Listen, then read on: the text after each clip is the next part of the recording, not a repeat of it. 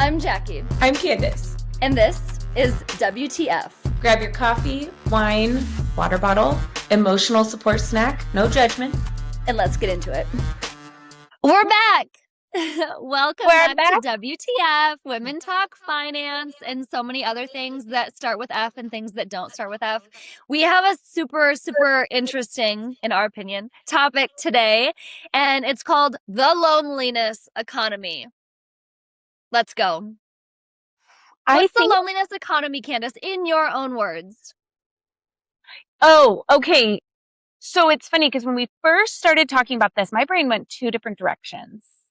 And now I think it's like a third direction. Are you ready? Let's go down all the pathways. 1, 2, and 3. My first thought when you said loneliness economy, my brain went to this whole thing we're being fed on this loneliness epidemic. And I'm like, I think I even said it to you. I was like, boo-boo, it's just women. We're choosing loneliness. This is not So you're seeing a loneliness market as a wonderful thing. Like, let me in. I want to be alone. I'm like, we have higher standards now. We don't have to couple up. So that was my first thought. Then, and I love that. That's its own whole show. Its own whole thing. I was like, yes, let's get this. Thinking commune. I'm thinking like my own little house of solitude and quiet. But then my brain went to, wait. We live in this world of like, everything is built to be coupled. Like you're incentivized to buddy up. We've got a buddy system world. Everything is cheaper and easier when you buddy up, right? Like the tax system. The taxes get easier. Healthcare gets easier. All of these things are like incentivizing us financially to get a place. You really need 2 incomes to make it work. When you get like serving sizes, it's easier to cook for 2 people than it is to cook for 1 person, unless you do girl dinner, which is my favorite. And so that's where my brain went. Then there's a third thing. That's really what we're talking about. On this show. But I think it's worth circling back on those first 2 separately, both of them. They are super interesting and topics worthy of like a full deep dive chat. And I think today intertwine. But today we're talking about the loneliness economy. There's an entire economy built around people who are lonely, not choosing to be alone. I want to be really clear. There's such a big difference between choosing to be alone and something built off supporting that, and loneliness economy, which feels more predatory and preying on people who are feeling lonely, feeling isolated. And that is a space for businesses to come in. They've filled it. They're created a whole market. They're building products and they're charging people for shit they don't need, or overcharging for things that maybe, again, in our world are built for 2 people and it's built for 1. And it's feeling very predatory, this whole loneliness economy. Let's put this into some really like practical things. So first of all, if you think back to like, I don't know, in junior high, I had like mentors in classes that were aimed at teaching young people how to connect, how to make eye contact when you're speaking to someone, right? So many of our young people are so on screens all day and interacting with people in a different way, right? Apps, smartphones, the internet, all of it's changed how we relate. And as a result of that, I think there is more loneliness inherent in like younger relationships because the connection is different. And older, mature people have this understanding of how to develop relationships and connect and beat loneliness, but I don't know that young people have the tools. And so I think also during COVID, loneliness became much more on people's radar, but at some point it became a market. And what they offer us in this market, right? Match.com and all of the apps that go to connection in that type of space. But they're paid to play. They're right? pay to play, and they're not designed for healing us and curing loneliness per se. They are designed to keep us clicking and keep us engaged. Yes. They're designed to keep us on the app. I come from two camps. I met my husband the old-fashioned way, but so At I a know bar. Just kidding. at a barn. At church. At church. No, at a pool. But so I have no experience with dating apps. I have no experience. What I do have experience with is capitalism. And I see both the good and the bad, right? I fully transparent. I don't always feel like I've been on the right side of the coin. These apps, these pay to play dating things, to me, can border on predatory, or some of them going full bore into predatory. Because you're right. They don't make money because you make a connection right off the bat. They don't make money because your first month in you find the love of your life. And I will say, I know so many people who've met the love of their life, their absolute person on Match. I know so many people. And so I'm like, okay, I can see this working. There's so many apps now. Yeah. I'm curious. Do they introduce you to the love of your life right away, or do they introduce you to some potential to keep you going? Because they make money the longer you're on the app. They make money the more that you put into it. So again, it's all a subscription model. They are relying on you actually subscribing to ongoing loneliness. Exactly. So I am speaking out my ass because I'm fully acknowledging here, I've not done it. I don't know. I'm also fully acknowledging I know people who have done it and been wildly successful. And I know people whose hearts have been absolutely crushed repeatedly because they are paying for these things and they are just wanting to find their person. So I've seen it from both ends of the spectrum. So do you think this product that's meant to help with loneliness, do you think it's actually making the problem worse? Do you think these apps, and I didn't mean to call out Match singularly. There's so many, right? Bumble, Tinder, Hinge. Don't come at us, Match. I don't know. I will say I've met people who've met on Match and I'm like, that's incredible. I actually have two people very close to me who met their person on Match, and I am like, holy crap, you almost couldn't. We are also not endorsing. We're not. No, we're also not endorsing Match. So, but you couldn't conjure this love up in a lab. Like, it's so crazy how perfect of a connection they have. So I think you hit on something a little different, though. So much of the problem of our loneliness stems from our addiction to devices, and we kind of live in this instant gratification world where I can have almost anything sent to my house. I don't have to leave. Meaning I don't have to go have social interactions. It's a beautiful world we live in. I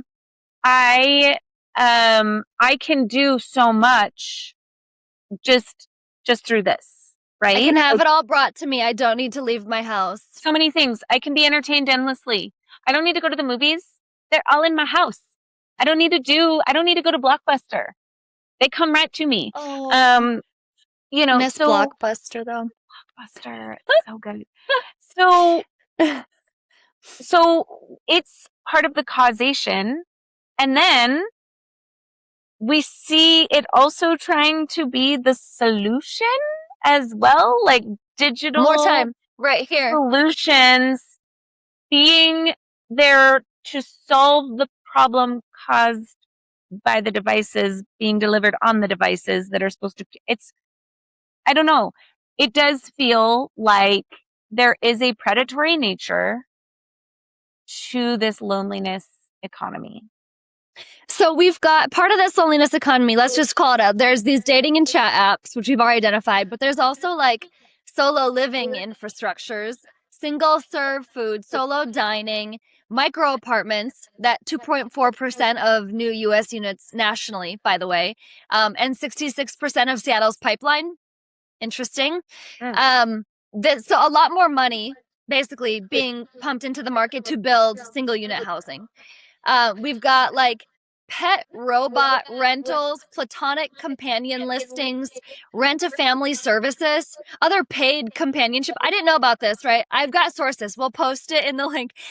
But more like AI companions. All of these additional types of offerings are coming on the market and making it larger and larger and larger. And I think there's two sides to this, right? We're talking about, in my brain, this is two different things being lumped into one.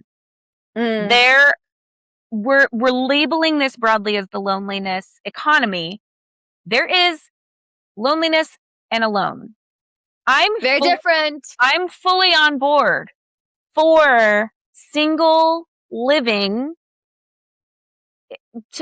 and having that option. I think that's so important because, again, we have built this whole system.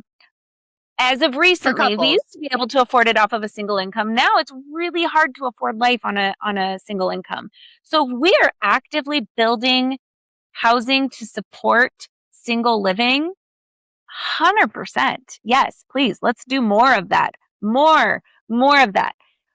If we are building rent-a-family and companion robots, to me, that's a different thing. That's not somebody who's choosing to reside alone and needing an economically viable solution. That is somebody who is seeking companionship, and we're trying to make that work by plugging in more technology. And that's the part where I'm like, ooh, that feels like we're trying to solve a problem with a problem. And so I really am like, these things feel like we've lumped in two very different economies into one economy. Yeah, I think they are worthy of treating them separately. The loneliness, that's its own like public health emergency. Being alone is something that's maybe it's time to celebrate that narrative. It is. That's a big piece. I think it's so important because so often, especially as women, we are still defined by our relationships. Yes. Our partnership. Whether we need to procreate. What our uterus has been up to lately. Can I just, spoiler alert, okay, it is, I'm giggling to myself because I have to like wide share with the audience. Candace has been with her family in an RV on like a 6-week road trip, and it went great. There were so many highlights. Wonderfully. But everyone is here doing this show on the heels of her getting back to her house, sleeping in her own bed, using her own washing machine, and having like a wall between her and her children for the first time in 6 weeks. So that's why I'm giggling to myself, because Candace is like, I'm here to talk about the beauty of being alone. I'm championing being like single solo by choice. Yeah. I am here for that. Like, hey, baby girl, we will give that its own episode. Don't you worry. We're going to give that a lot of time. I want that. I want that for everyone who wants that. And I realize like there's people that it's a choice for some, and it's not a choice. It's not by choice for others. You're totally right. There's, I'm like, loneliness economy, scoop me up. Please claim me. I am the be alone economy. I'm ready to be alone for a little bit. But okay, so just for clarity then, what we're talking about really is that there's a lot of these products meant to provide companionship. They're not evil, they're not bad, they're just priced per month, and they're not guaranteeing connection. That's not a guaranteed outcome. And I think what we need to identify is this economy, this loneliness economy, isn't different than any other economy. Think about lending. Lending has great pieces to it. More people are able to purchase homes. More people are able to purchase businesses. There's opportunities for people to experience the world that they never thought possible because of lending. And then there is a very deep, dark underbelly to lending. The dark side. The predatory. There's predatory lending. All of us subscribe to it. And it is.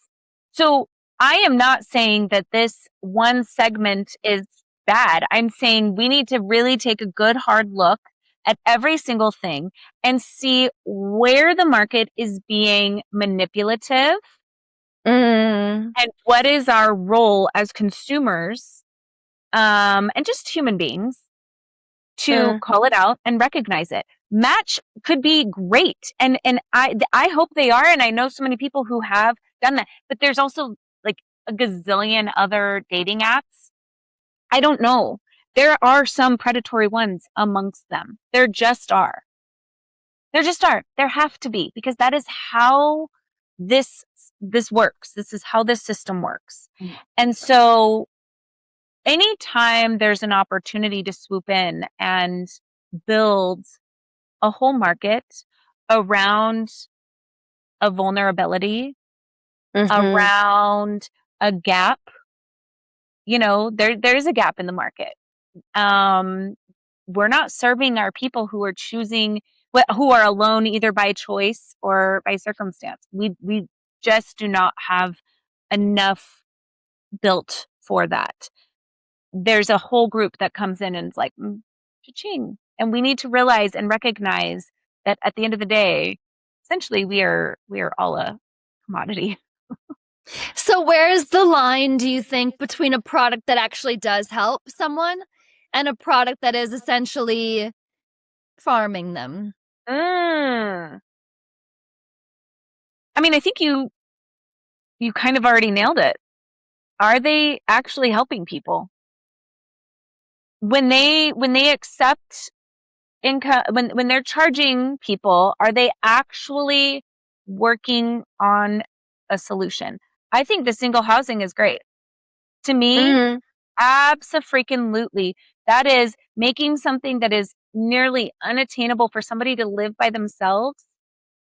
And I have a lot of friends that live alone, and it is very difficult to find housing that makes sense when you're on a single income. And so I think that is filling a gap that needs solution. I think there's also a conversation we had about the algorithms, because so much of these products purport to be like tech solutions. And there was this documentary a few years back called The Social Dilemma. And the chief ethicist from Google actually came on and talked about it was not only him. There was the gentleman who invented TikTok. There was another gentleman that was deeply involved in the programming of Instagram. And they were open about it. They were like, we do not let our own kids on these apps because they are designed to be addictive. So if these products are meant to cure loneliness, you would expect that the algorithmic programming is meant to cure loneliness, not to just keep people scrolling and scrolling and hoping and paying and hoping and scrolling. I have concerns anytime something is gamified, to be honest. And that is kind of what some of these apps are. They have been gamified. That is a red flag to me. That is concerning. There is this connection. I don't know if it was in that or if it was in the book, but it is about the way we swipe. Swiping, the action of swiping is the same response that we get from pulling the lever on a slot machine. When we gamify these things, when you're trying to get points, when you're trying to get so many, when it's been turned into a game, I do think it loses some of that purpose. I very much believe in keeping our young kids off of social and keeping our kids, on the more tech-free side. That's, you and I've talked about that a lot. That's something I am fully subscribed to. My kids don't love it, especially as my oldest is getting older. Many of the friends at school now have devices and they don't. And they won't for a long time. We have a jazzy house phone. You can have a board, investors, advisors, and still have nobody you can actually talk to about what is really going on. That is not unusual. That is the founder reality. And we step in right there. I'm Tom Powell, and at the Founder's Office, we're proud to sponsor Women Talk Finance. But again, I got my pen pal's business card with her new house phone on it. Love yes, that. you did. You got her business card, right? And I did a business card because again, that requires some level of personal. Now everything's digital. You hold your phones together and you get contact information. There is something tangible about getting a card and teaching kids. It's amazing, like how to have a phone conversation. How to have a phone conversation. It's wild watching someone learn how to have a conversation on the phone. And so I do wonder how much of that is adding to this loneliness. If you There's don't actually know OpenAI and MIT Media Lab did a joint research project. This is about a little over a year ago in March 25. And they found overall let's talk cleanly.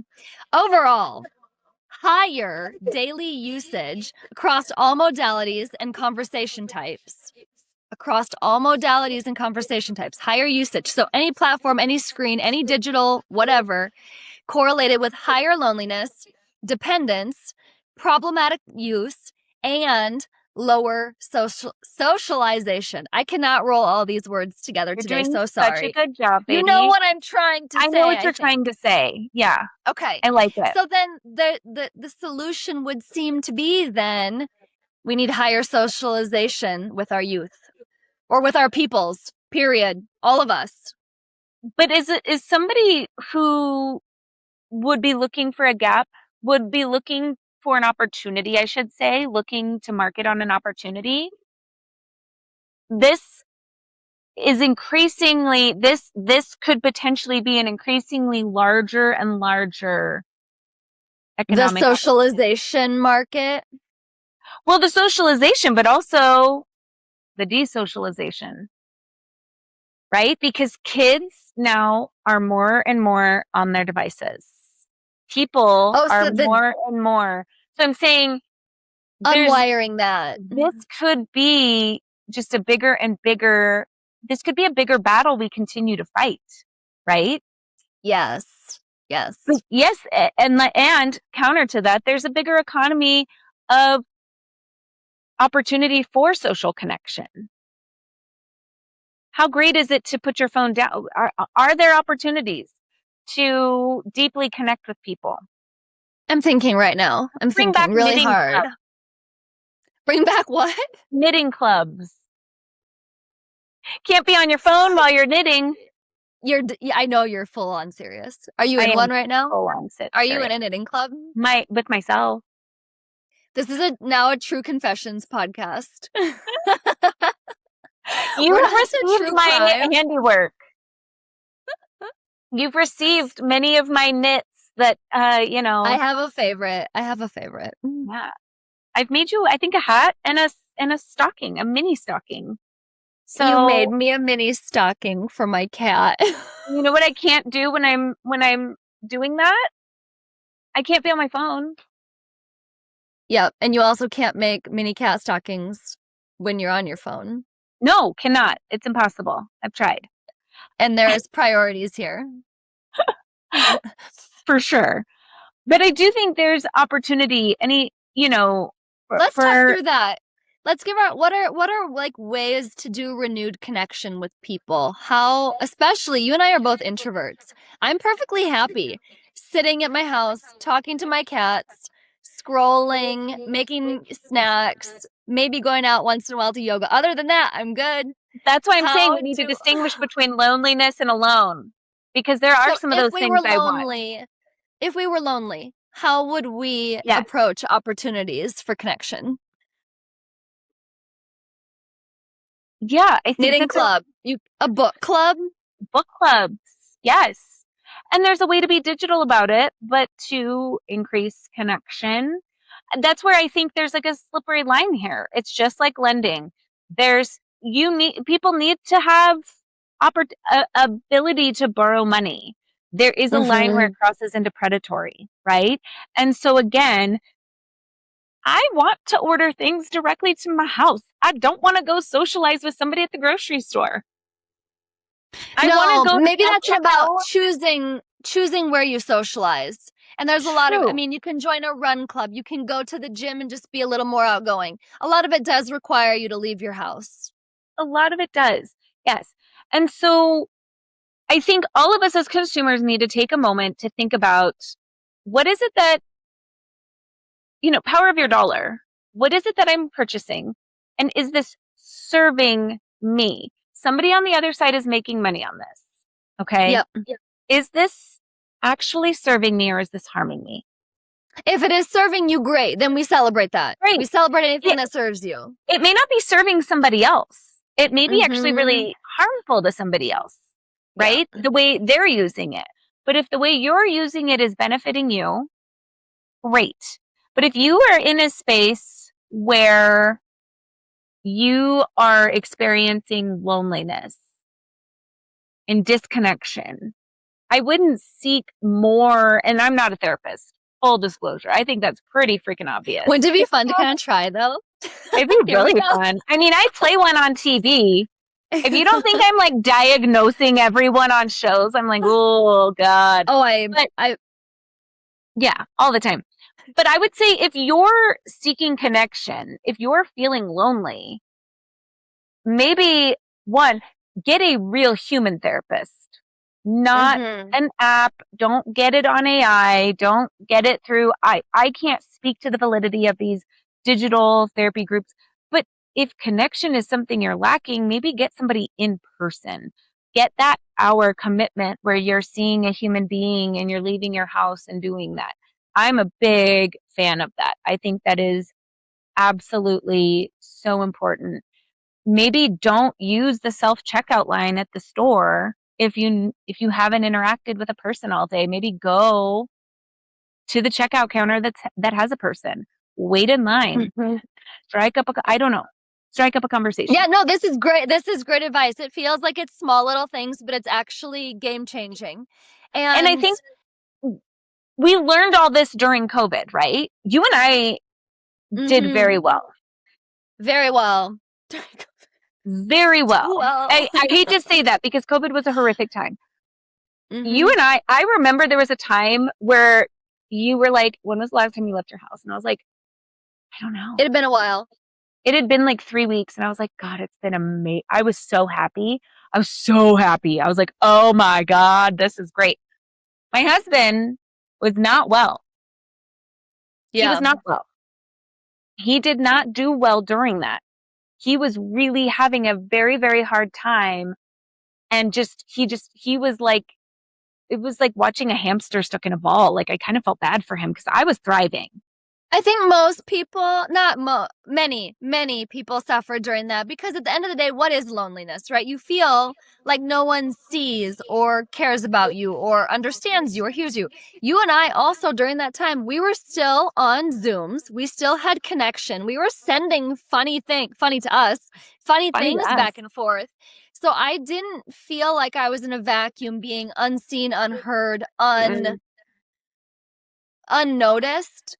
And I think most people, Zoom's probably not enough. They need a human interaction for that. So I think this tip, even going to the grocery store, ask that person how they're doing. For sure. Yeah. And just ask yourself if the solutions that are being presented to you, question them with a critical eye. Because somebody on the back end is making money on that. And that's great. And I'm fully supportive of that. But question if is it actually a solution? Is it a solution for you or is it a solution for them? Is you staying on this dating site for 6 months working? Are you feeling better? Are you making progress? Are you having great connections and going out on great dates and you're just having fun because you're meeting all these wonderful people? Then yes, that is a great solution for you. If it is tearing you apart and you are feeling worse about yourself, and if the gamification of it, of not getting swiped and not having messages and all of these things, if that is destroying you, that's not the solution. Yep. That's making me not to call out anything specific, but to call out something very specific. Facebook. I will not go on it. I do not like how I feel when I'm on it. I do not like how I feel when I leave it. And there's a ton of very public information about that algorithm. It is designed for that. It can give you information that it knows will be emotionally positive, or it can give you information that it knows will be emotionally negative. It knows you. It knows all of us. And it's going to go for the negative one every time. You know why? Because you stay longer. You stay. It's retention. It's retention and engagement. And yeah, it's you staying there longer, giving them an audience. And it goes to their metrics. It's very actually complicated how all of the underlying algorithms work. But it's very technical, very detailed, very specific, very intentional. They want to give you content just to keep you scrolling. And it feels icky to me, so I won't do it. If somebody's making money by making you feel worse, probably not the solution, right? That's just the reality. Yeah. So I would say WTF, women talk, friends and family. How about your family is your chosen people. It's your birth people and your chosen people. Friendship takes effort. So if you are feeling lonely, be intentional with your effort. Reach out to a friend or family member that you know sees you, understands you, is your point of connection. And be okay with effort. Sometimes those people change. I have my deepest friendships. You, babe, we've got a couple really good friends. I do not have a wide friend network. I've got a tight friend network. That all came about in, the last few years, really. I'm not somebody who's like, oh, I've got all these friends from high school. That's me. And it's having rich friendships has been so important in this part of my life. And you've been very intentional about it. Yeah. Thank you. You have. I'm trying. Thank you for that. I think there's something really beautiful about a friendship. There's no contract keeping you together. There's no ties. I did have you sign one in your sleep. Yes, I did. You're with me for life. You don't even know. Life, baby. But there's no dividing of stuff. There's no mediator that comes in. I think that's really beautiful about a friendship, in that both of you need to show up and be there. And I really, really, really like that. And so, again, be critical of that. And it's, if you are lonely, seeking out authentic friendship is another great solution. But that's going back to Facebook, going back to Instagram. I think it can sometimes feel like everything feels unattainable and out of reach. Everybody else's life looks together. Everybody else, you're missing out on your best life. Yes. And so just be cognizant of that. And know that you're not alone in feeling that way. This is stuff that's been very studied. There's a ton of resource out there on this. It's a real thing. Yeah, it really is. But I think this is a deeper conversation about just choice. Are we choosing to be alone, or are we choosing to be lonely? And you can be in a room full of people and still be lonely. Right? Like you can be in your very very full, like packed life of things and still not feel fulfilled there. And so I think there's more to that, right? Yeah. Yeah. I think it comes down to knowing yourself. And again, knowing that every human wants and needs and deserves to feel seen. And sometimes it just takes work to put yourself in the right place where you're truly seen. Yeah. Don't sell your value to somebody else. Like don't let your self-worth become somebody else's target. Somebody else's vote or target. That's a good way to say it. Yeah. Yeah. I don't like you can tell I don't like the swipey. The swipey thing bugs me. It's so gross. I think it's the grossest thing. And I'm sorry. It's an ick feeling. Probably somebody listening who's like, we met on that. And that's great. I'm not built for that. I can tell you right now, I am not built for that. I think a lot of us are not. And sometimes you just get lucky and have chance happen as well. Yes. But in general, I think a good takeaway is just be aware that the market didn't create this loneliness, but it certainly responded to this situation where a lot of people feel lonely, and it created a product. And that product is subscriptionized. And economies work because they get bigger, right? Oh, great point. All of us are part of this. They don't want the economy, they don't want the loneliness economy to shrink. They want it to grow, right? They want it to expand. Yeah. So keeping us isolated builds that economy. So this is such a good transition to next week's show. We're going to talk about the product that claims it knows you better than the friends that you've stopped calling. Ooh, yes. Are we going to ask our chats or our clods to tell us who we are? I'm down to do that. That's a little preview for what the product is. Also, we should come up with a questionnaire that we have. Well, this is the friends you stopped calling. If they're people you stopped calling, would they answer a phone call to do a questionnaire for you? Like we should have you fill out a questionnaire on me, and then I'll fill out one on you, and then our AI should do the same thing and see who does it better. I like that. Okay. I really like that idea. That's pretty fun. That's a good one. 3 questions. Okay. 3 questions. How many do you want to do? 5 questions? Yeah. Some number. 3 to 5 to 7. Odds only. Yeah, odds only. That feels right. We have just a slight touch of non-crippling OCD over here. Thanks for riding along as we workshop our next podcast episode. Feel free to workshop with us. Send us ideas as we put this together. I would love to know how the audience has approached this issue, whether you have struggled with loneliness or someone in your family or someone in your friend group has been open about it and struggled. Yeah. Like tips on how to overcome this without buying into this market that is trying to grow. And again, if you're tapping in and it works for you, we celebrate that. Totally.